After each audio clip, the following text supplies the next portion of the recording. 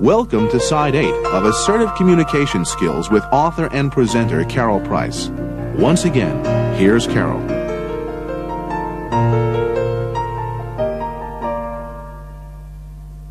Passive-aggressive people are those who, for one reason or another, do not feel free to act out their aggressions overtly. They collect real or imagined slights and get even later. Passive-aggressive people want to even the score and get their power back. They're essentially interested in winning now or later. Let's look at an example of a passive-aggressive person in action.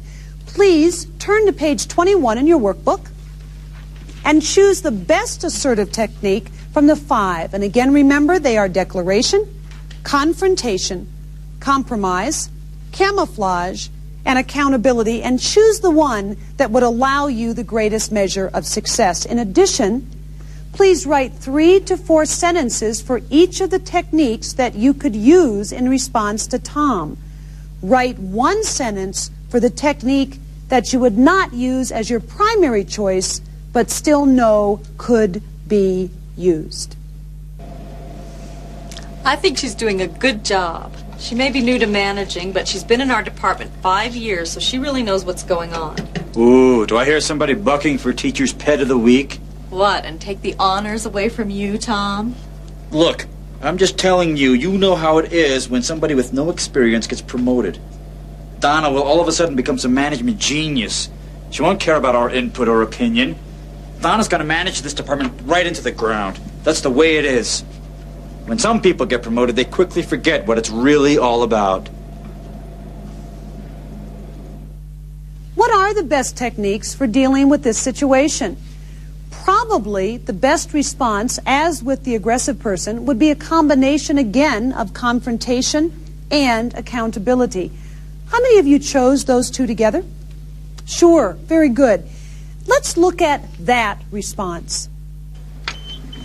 Good morning. I hope you both had a nice weekend. Oh, yeah, Donna. By the way, I heard what you said, Tom, about people forgetting things once they get promoted. I just want you to know I have a great memory, so you don't have to worry. Well, Donna, you may have misunderstood what I was trying to say. I'm very good at understanding things, too. So if you have a problem with anything I do, I need you to come to me directly about it, and not take grand slams here in the break room. If I don't hear from you, I'm going to assume that everything is fine. I know your individual levels of performance, what your best is, and that's what I'm going to expect.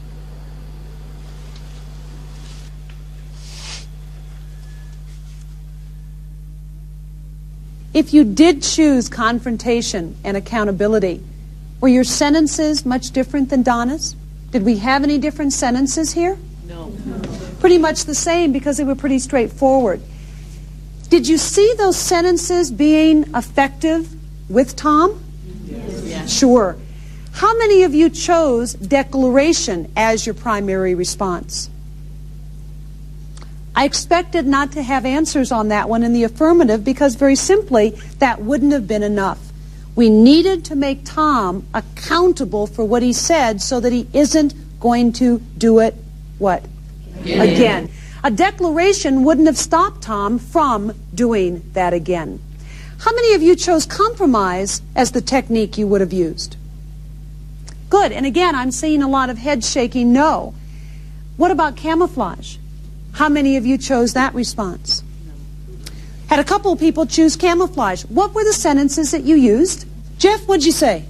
Well, I actually chose a non-response response. Sure. And chose to make direct eye contact with Don and let him know that I didn't appreciate what was being said. And when you did that, would you have done it at the time you heard the remark? Yes. Okay. So somehow placing yourself again in front of Tom so that you could turn around and just let him know, or wait till at least he looked around, or make a noise with the door? Well, actually, I should go back. I wrote down I would interject with an interruptive hello and then make that eye contact with Very Don. good. So, hello, nice to see you, and I know what you said. Right. All right, good, good. Okay, I'll take that one. How about there was one other sentence that was different? Yes. I was a non-response also. And again, reason? Basically, like Jeff, I thought that if he had seen me, would have kind of maybe wondered if I had heard him, and that sort of guilt would have kept him from doing it again. So managing by guilt, you bet. Yeah.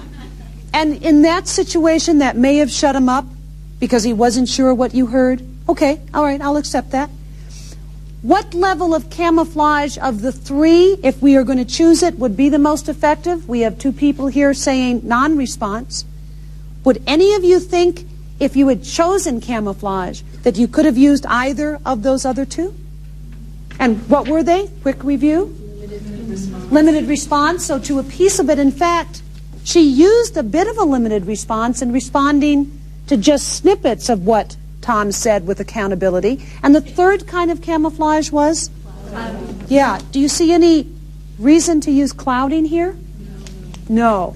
So if you're going to use camouflage, the most logical would be at this point using that non-response. Could Donna have then left it just as it was? For some of you, you might choose to do that because you don't want what? A confrontation. Would she have had the best chance possible of stopping Tom's future behavior by letting it go without accountability?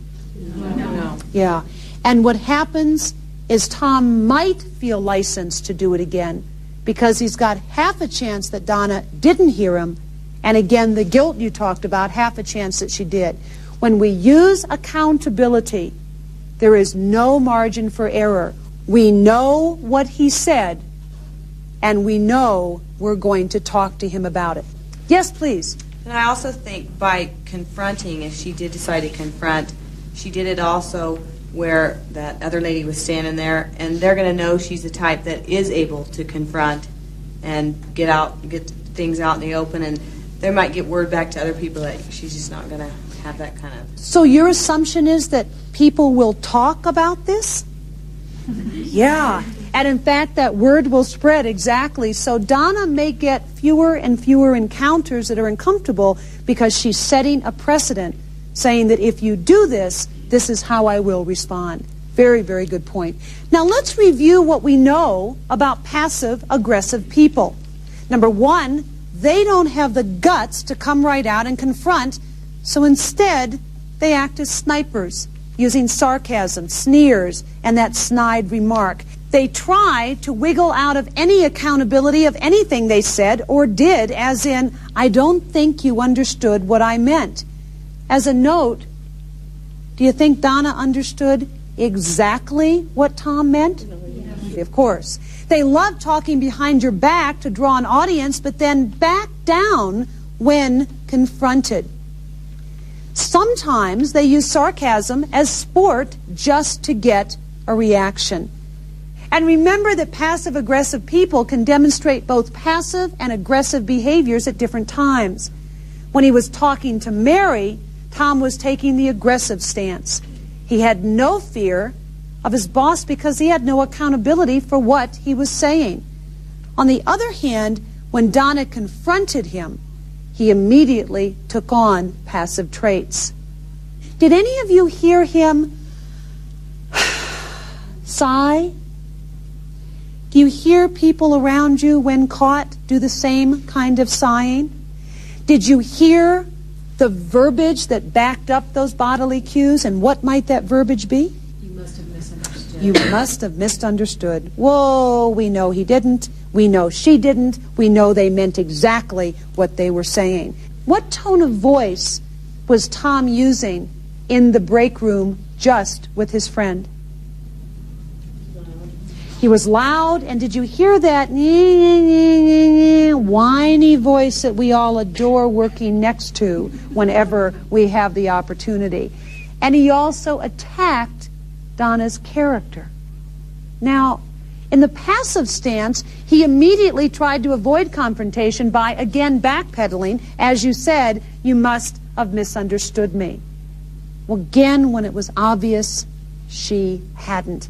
His voice got softer, and his words became fewer. In other words, he shut up when he was caught, but certainly was willing to talk a lot when he had no accountability. Here are the things to watch out for in dealing with passive-aggressive people if you tend to be passive. Number one, their sniping may wear you down to the point where you feel defeated. Be careful to not let that happen. Respond to them actively. Call them on their sniping remarks by saying, and I'm going to give you a couple here and I'd like you to write them, by saying, number one, I don't understand what you meant. Certainly placing accountability for an explanation. Or, did you mean to be sarcastic? Again, certainly making them accountable. And the greatest accountability words in the universe, they are, note, must be used in a questioning tone. They are the two simple words, excuse me. And when we use them with a question at the end, they sound like, excuse me? And what occurs in response is the person who is inappropriate. Remember, they don't come right out and get you. They do it in a covert way. When we do that, excuse me, they are then needing to respond either exactly the same way as if you didn't hear them, or changing it to make it more appropriate. Which way do you bet they would respond? Would they change it, or would they do the obnoxious behavior again? What do you think? Change it. Absolutely, they would change it. We have to hold them accountable. Don't let the behavior slip by a single time, because success will make the passive-aggressive much bolder. These are things to watch out in dealing with a passive-aggressive if you tend to be aggressive, and the number one is violence. Actually, passive-aggressive people may bring out the worst in you. You may lose your temper and escalate conflict with them to the point where you can't control your impulse to do something rash. You must calm yourself. A more effective strategy for dealing with the passive-aggressive is to confront them directly, asking again, what did you mean by that? And then holding them accountable for asking what they want. Tell them directly that you cannot be held accountable for them not getting what they want if they don't speak up. Passive-aggressive people prefer to hide. When you blow their cover, they have to deal with you. In all of these scenarios, you'll find a common thread. Communicating directly, asking for what you want, and asking others to do the same. That is the essence of assertiveness. In closing, you have choices at any point during a conflict. Sometimes a good run is better than a bad stand, as my grandma used to say. You can assertively choose not to stand up for yourself as long as you're making a conscious, considered choice, and as long as that choice serves your interests.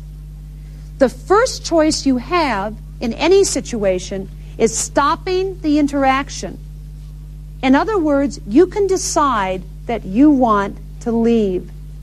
That's where the risk process is very important. If you're risking safety, physical or financial, the decision to leave can often be the logical and deliberate one. The key is you are choosing to stop. The second option is when you are willing to continue the interaction without control of direction. And that's where you can actually decide to be a victim. If after weighing your choices, being a victim is the best short-run solution. Putting up with a loud, obnoxious boss for only 3 more weeks until that boss retires may serve you well in the long term. And third, you may be willing to continue the interaction only if it is solution-oriented. For example, I am willing to continue working in this department only if the equipment is brought out of the dark ages. In looking at all your choices in life, you always have these three options. Make the choices you need to make for yourself. Make that assertive choice. You owe it to yourself. I'd like to leave you with a poem. It's called The Choice by Jim Martin. And I'd like you to listen to it and see if it doesn't embody all that we've talked about for you being comfortable and successful in everyday existence. To be brief and brilliant or long-lasting and dull. To be soft and supple or hard and rigid.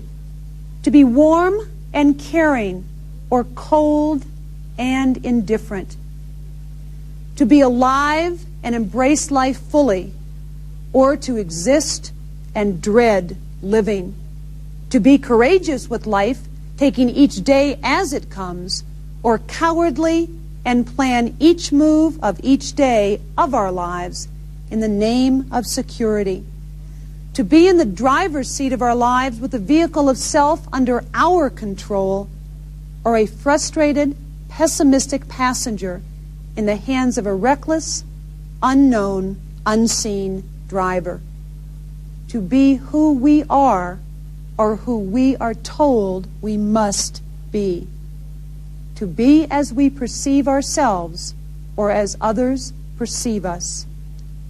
To be the unique, individualistic, self-determining entity that we are, or to be a victim at the mercy of the immortal snatcher of self-worth. The choice is simple.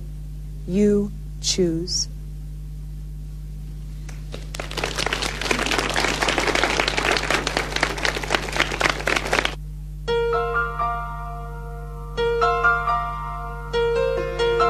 This concludes our feature presentation of Assertive Communication Skills with author-presenter Carol Price.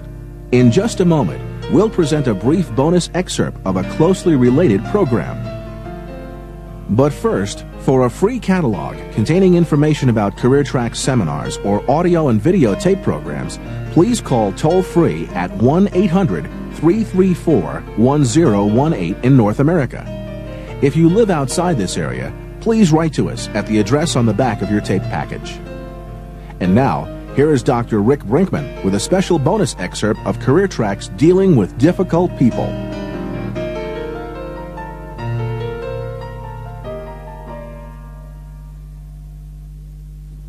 Let's define difficult people right off the bat. They're the people who don't do what you want them to do and do what you don't want them to do, and then you don't know what to do about it.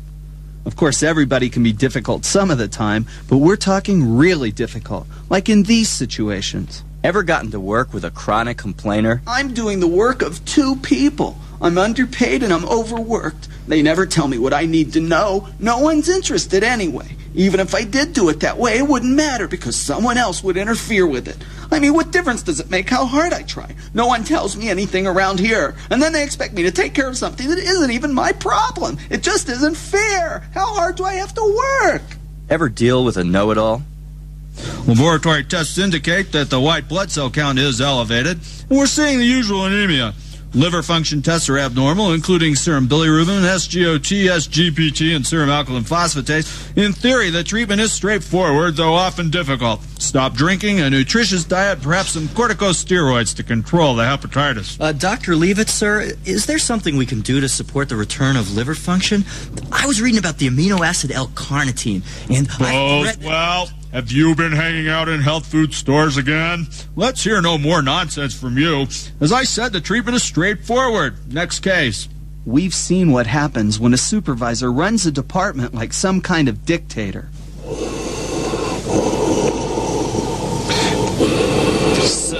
I'm sorry.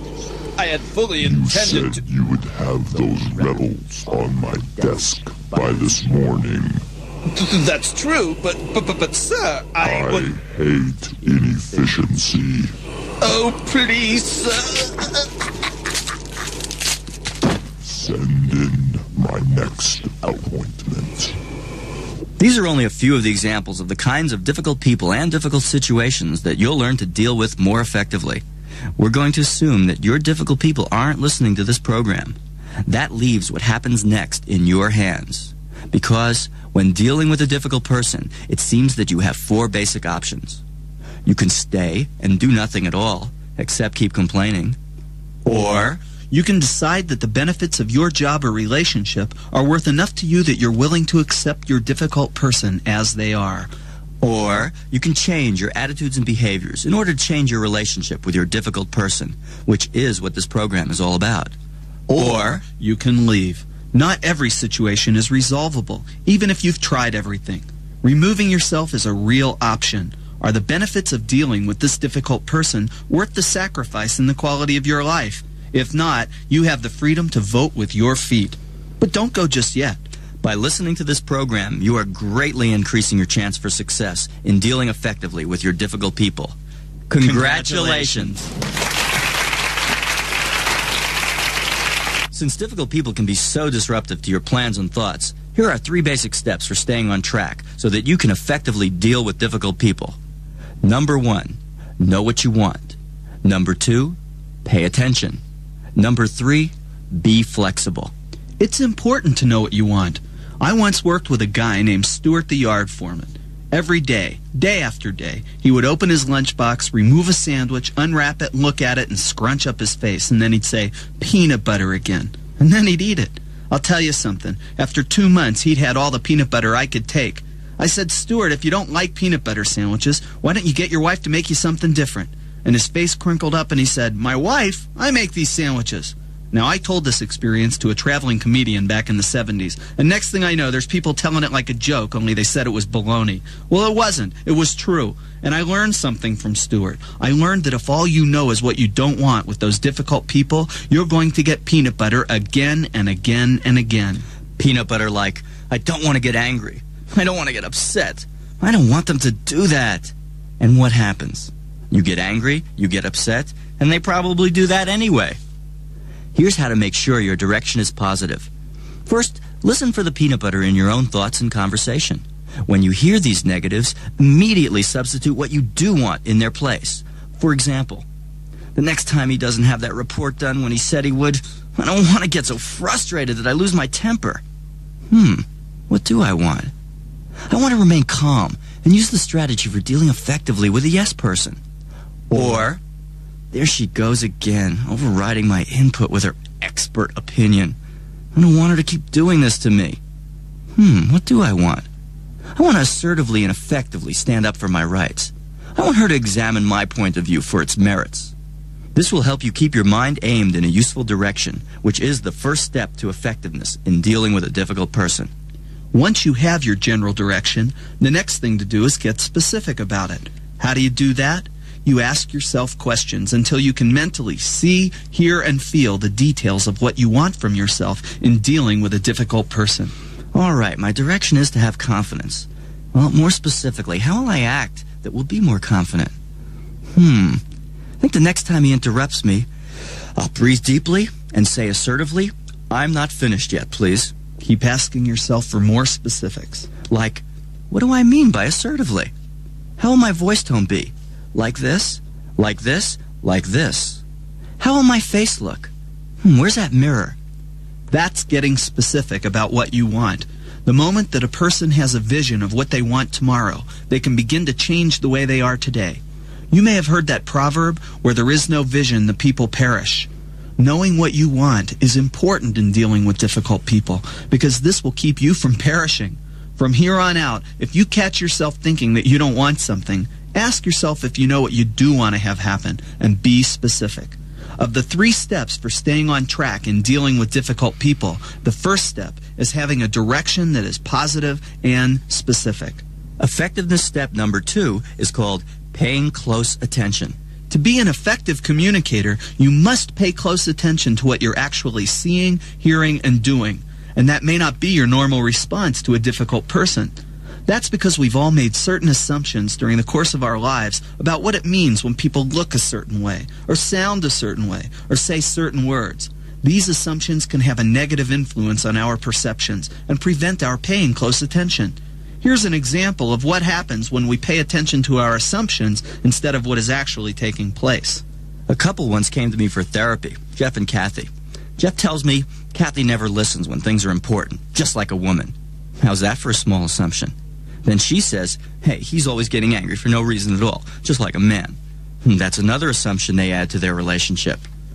I pay close attention because I know what I want. I want to see how this difficulty works. And I find out something very interesting. I discover that when Jeff listens to people talk, he's missed their eye contact. Yet when Kathy listens to people talk, she's missed floor contact, missed ceiling contact, missed nail contact, anything but you. Yet if I ask her what she heard, she repeats it back to me like a tape recorder. So here's how it works. Jeff comes home, he says, Kathy, I've got something important to tell you, blah, blah, blah, blah, blah. Hearing that it's important automatically triggers her into a listening posture, looking down. And then he stops, seeing that she's not listening, because, hey, everybody knows, when a person listens, they look you in the eye. Commandment number 11. He knows what he wants, her attention. He's going to be flexible. So he raises the volume of his voice a little. Kathy, this is important, blah, blah, blah, blah, blah. Now, she doesn't understand why he's repeating himself. She doesn't want to start any trouble, though. She better really listen. So she covers her eyes so she can concentrate. He sees this. He knows he doesn't want to get angry. He better be a little more flexible to get her attention. So he raises the volume of his voice a little bit louder. Kathy, this is important, blah, blah, blah, blah, blah. Meanwhile, her unconscious mind is monitoring the volume changes and begins to send her conscious mind a message. And the message sounds like this. We are under attack. Prepare to defend. She battens down the hatches. She's no longer listening. He's angry. And they've both proven themselves right about their assumptions. But they weren't right to begin with. It took them 5 seconds to go from 0 to right. Of course, they'd only been married for 3 years. Give them a little more time, they'll speed it up. You know how it is. One flicker of an eyelash, and it's Beirut in the kitchen. That's because we, the people, make a lot of assumptions about each other. Now you might begin to wonder, what assumptions do you make about people based on the way they look to you? When you pay attention to your difficult person, what do you see them doing that causes you difficulty? Is there a certain facial expression? Perhaps a gesture, like pointing a finger at you. Maybe they don't look when you speak. Maybe they have a posture that you react to, like standing over you while you work. Unless you set aside those assumptions, you may never find out what's really going on. Jeff's assumption that when people listen, they look you in the eye kept him from ever asking Kathy if she was listening. I was able to find out in 15 minutes what he'd been blind to for 3 years. You might also ask yourself, how do I look to other people? What assumptions do people make about me based on my appearance? Because maybe that has something to do with the way they respond to you. Another aspect of communication is what it sounds like. We make a lot of assumptions based on what we hear. When you pay attention to your difficult person, what assumptions do you make about the way they sound? What do you hear them doing that causes you difficulty? Is there a certain voice tone? Perhaps a volume change, like screaming at you or whining. Maybe their tone doesn't match their words. Your reaction to the sound of their communication could prevent you from hearing what they're really saying. Kathy heard a volume and tonal shift and jumped to the conclusion that he was getting angry, rather than asking, why is he repeating himself? You might also ask yourself, how do I sound to other people? What assumptions do people make about me based on the sound of my voice? Because maybe that has something to do with the way they respond to you. And that still leaves the actual words we use to communicate. When you pay attention to your difficult person, what assumptions do you make about the meaning of their words? What do you hear them saying that causes you difficulty? Is there a certain phrase or word? Maybe they don't answer your questions. Maybe they have a label for you that you react to, like, hey, Moose. You might also ask yourself, what other meanings could they make out of my words? What might they be assuming about me? These questions and more will be answered when you pay close attention. The second step for staying on track as you effectively deal with difficult people.